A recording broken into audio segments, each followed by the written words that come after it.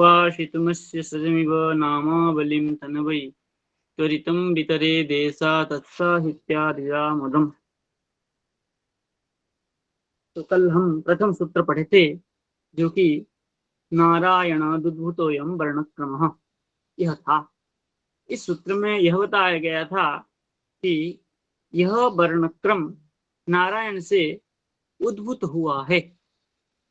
उद्भूत हुआ मतलब प्रारंभ हुआ है। और ये वर्णक्रम क्या है और क ख आदि इनका स्थान और क वर्ग ह विसर्गणाम कंठ ये कंठ स्थान है। ई च वर्ग यह स का तालु स्थान है। उ प वर्ग उष्ठ स्थान है। री त वर्ग र स का मूर्ध स्थान है। ली त वर्ग ल और स का दंत स्थान है। ए ऐ का कंठ तालु स्थान है। ओ का कंठ और उष्ठ स्थान है। वकार का दंत स्थान है। अनुस्वार का शिरनासिका स्थान है। ये हम लोग कल विचार किए थे। आगे कह रहे हैं तत्रादौ चतुर्दश सर्वेश्वराः। तत्र आदौ, तत्र वर्णक्रमे, वह जो वर्णक्रम हमने पूर्व में पढ़ा और आदि, उस वर्णक्रम में आदि 14 वर्ण को सर्वेश्वर कहा जाता है। आदि 14 वर्ण कौन कौन है? कह रहे हैं तस्मिन् वर्णक्रमे आदौ चतुर्दश वर्णाः सर्वेश्वर नामानो भवन्ति। उस वर्णक्रम में आदि 14 वर्ण को सर्वेश्वर नाम से नामकरण किया गया है। कौन कौन है वो? अ आ ई उ री ली ए ऐ ओ औ। ये 14 वर्ण को सर्वेश्वर नाम से नामकरण किया गया है। एते स्वराः अचः च प्राचीनम। एते वर्णाः, यह वर्ण जो है कोई स्वर वर्ण कहते हैं और प्राचीन व्याकरण में अच कहा है। पाणिनि में उसको अच कहा है। एते स्वतंत्र उच्चारणाः, ये सब जो है सर्वेश्वर जो है अच है, ये स्वतंत्र उच्चारण है। जैसे अ आ ई उ री ए, ये जो उच्चारण हम करते हैं, ये किसी की आधार लेना, किसी की आश्रय लेने की जरूरत नहीं पड़ता है। स्वतंत्र अपने आप उच्चारण हो जाता है। किंतु कादीनाम उच्चारणं च एसाम अधिनामिति सर्वेश्वरः। तेरे कादी जो कख आदि का उच्चारण है, एसाम अधीन, एसाम सर्वेश्वराणाम अधीन, सर्वेश्वर की अधीन है। क्योंकि हम क जब कहने जाएंगे तो क में अ का उच्चारण करना पड़ेगा। क ख ग घ च छ इत्यादि कुछ भी कादी उच्चारण करेंगे हम, जो उसको उच्चारण करने के लिए हमें क्या करना पड़ता है कि औकार सर्वेश्वर आदि का आश्रय लेना पड़ता है। इसलिए कादीनाम एसाम अधिनमिति, कादी जो है उच्चारण, कादी का उच्चारण करने के लिए यह सर्वेश्वर के अधीन है। कादी सर्वेश्वर के अधीन है। मतलब एवं अन्यत्रापि ज्ञेयम, ऐसे ही ख ग घ आदि भी समझना चाहिए। एक बात कह रहे हैं, मात्रा लाघव मात्रम पुत्रस्य वैति पर्याभिमन्यन्ते। एक नियम है, अर्धमात्र लाघवेन पुत्रस्य मन्यन्ते वैयाकरणाः। वैयाकरणिक लोग क्या करते हैं कि यदि अर्धमात्रा लाघव हो जाए, लघु हो जाए, तब क्या करते हैं, पुत्रोत्सव को स्वीकार करते हैं। उसी को बात को कह रहे हैं, मात्रा लाघव मात्रम पुत्रस्त्व पर है, पर अन्य व्याकरणकार मन्यन्ते, अन्य व्याकरणकार जो है पुत्रस्त्व को स्वीकार करते हैं। किंतु जीव गोस्वामीपाद कह रहे हैं, हरिनाम अक्षर लाभात त्वमुद्रिक तिरस्कुर्मः। हरिनाम अक्षर यदि प्राप्त हो जाए, तुम्हारे दृक् सिद्धांत हम क्या करते हैं, तिरस्कार करते हैं। जैसे पाणिनि में क्या कहा है, अच कहा है, और यहाँ पर क्या कहा है, सर्वेश्वर कहा है। अच कहने पर 1.5 मात्रा है, अ का 1 मात्रा और चौ का अर्धमात्रा डेढ़ मात्रा है, किंतु सर्वेश्वर कहने से 4-5 मात्रा हो जाता है, तो अधिक मात्रा हुआ। तो अधिक मात्रा की अपेक्षा कम मात्रा हो जाए, डेढ़ मात्रा में काम चल जाए, तो अधिक कहने की क्या आवश्यकता है, ऐसा अन्य व्याकरणकारों का मत है। किंतु हमारे यहाँ जीवगोस्वामीपाद कह रहे हैं, यदि भगवान के नाम मिल जाए और मात्रा बढ़ जाए, तब तुम्हारे जो सिद्धांत अर्धमात्रा लाघवे न पुत्र स्व अन्य पुत्र स्व मानते हो, उसको हम क्या करते हैं, तिरस्कार करते हैं। आगे कह रहे हैं दशावतारा, उसमें से वही वर्ण क्रमों में से 10 वर्ण को दशावतार नाम से स्वीकार किया गया है। वहां 14 वर्ण को सर्वेश्वर कहा और 10 वर्ण को दशावतार नाम से नामकरण किया गया है। तत्रादौ 10 वर्ण, वही वर्ण क्रम में आगे का 10 वर्णों को दशावतार नामानो भवन्ति, दशावतार नाम से नामकरण किया गया है। वो कौन कौन है 10 वर्ण? ओ आ ई उ ऊ री री, ये 10 वर्णों को दशावतार नाम से नामकरण किया गया है। एते समानाः, इनको को इसका जो है कोई समान कहते हैं। और पाणिनि में अकह च प्राचीन नाम, पाणिनि में इसको प्राचीन व्याकरणकार पाणिनि में अक कहा है, इसको अक। अब और एक बात यहाँ कह देते हैं, पाणिनि में दीर्घ लृकार को स्वीकार नहीं किया है।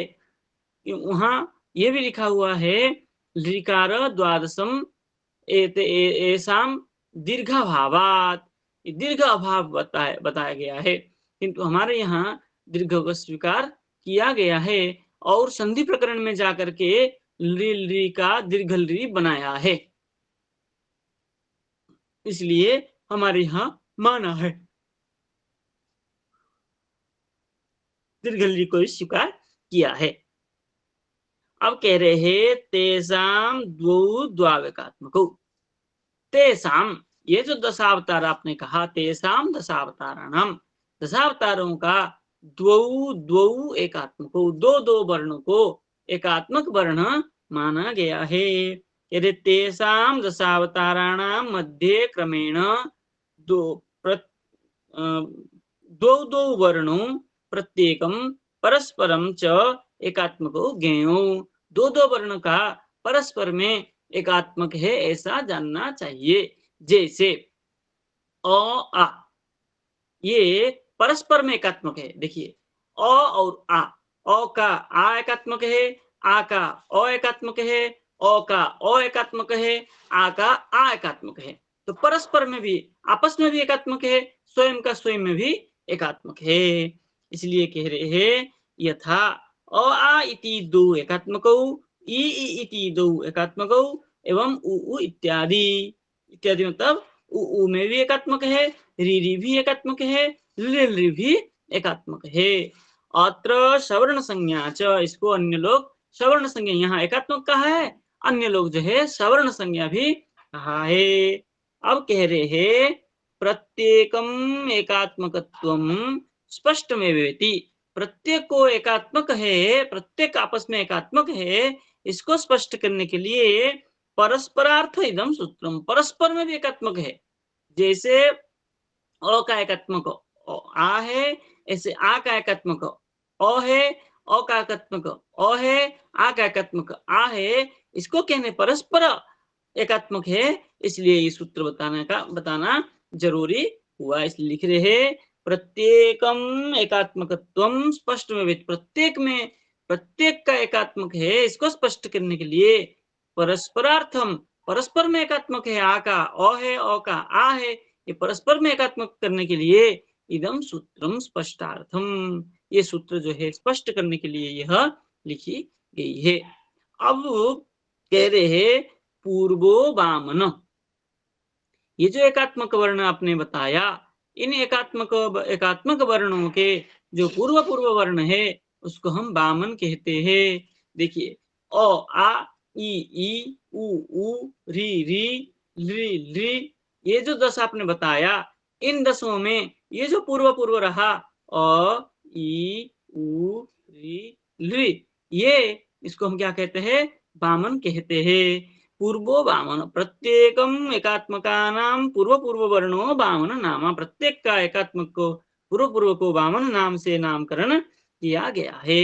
अ, ई, उ, ऋ, लृ, एते ह्रस्वाः निर्ह्रस्वाश्च, इसको अन्य लोग ह्रस्व भी कहते हैं, कोई निर्ह्रस्व भी कहता है।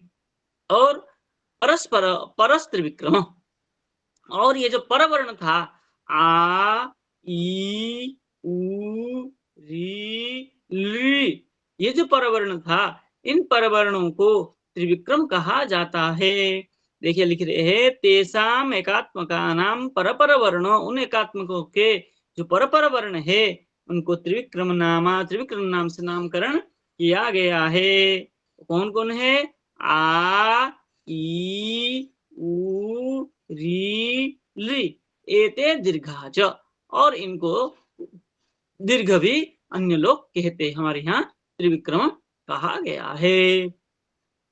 आगे आ रहा है त्रिमात्रो महापुरुष। ये सूत्र थोड़ा बड़ा है और संज्ञा प्रकरण व्याकरण का नियम है कि प्रत्येक दिन याद करना पड़ेगा, इसलिए हम इतना ही याद करेंगे, त्रिमात्र महापुरुष ज्यादा हो जाएगा। इतना याद करिए, लिखिए, समझिए, और कुछ शंका हो तो कल पूछिए। अभी भी किसी का कल का कोई शंका हो तो पूछ सकते हैं।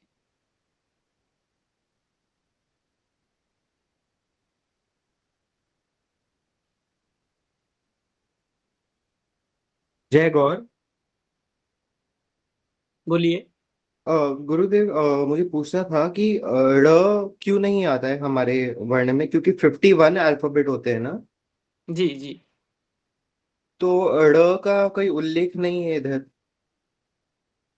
रो, रो हाँ। का उल्लेख यहाँ नहीं है। तो ड़ जो है संस्कृत में ही वैदिक है वो। अच्छा। हाँ, जैसे आपके वहाँ ड़ किसको कहते हैं, कहाँ प्रयोग करते हैं? कोई शब्द मेरे बोलिए। को मराठी में प्रयोग करते हैं, मुझे पता है हाँ, भाषा कोई में। शब्द बोलिए, शब्द बोलिए। अ, फणस, या मुझे एक्चुअली अभी याद नहीं आ रहा, बट मैं स्थल संस्कृत में स्थल देखा है। स्थल एक शब्द है मराठी में, स्थल में हाँ, आता है। स्थल बराबर। हाँ, वो लॉ को ही वहाँ परिभाषित हो गया ड़ में। ओके। तो गुरुजी, ये संस्कृत की वर्णमाला और ये वाली वर्णमाला अलग है फिर, कि क्या बोले नहीं, संस्कृत। संस्कृत यही वर्णमाला संस्कृत का है, किंतु कुछ वर्ण जो है स्थान भेद से जाकर के परिभाषित हो गया है, बदल गया है। फल को ही फल हुआ है, स्थल जी को ही स्थल हो गया है। जी जी, बराबर। हाँ, ये ल और ड़ का ये एकत्व हम जाके संधि प्रकरण में कहेंगे, डलयो रलयोर एकत्वम। ठीक है गुरुजी। संधि प्रकरण में जाके कहेंगे वो ड ल ये ड़ ये एक ही है, ये उच्चारण भेद से अलग हो गया है, लेकिन एक वर्ण को ही ऐसा कर दिया गया है ये। जी ठीक है गुरुजी। जी। और किसी को कोई शंका?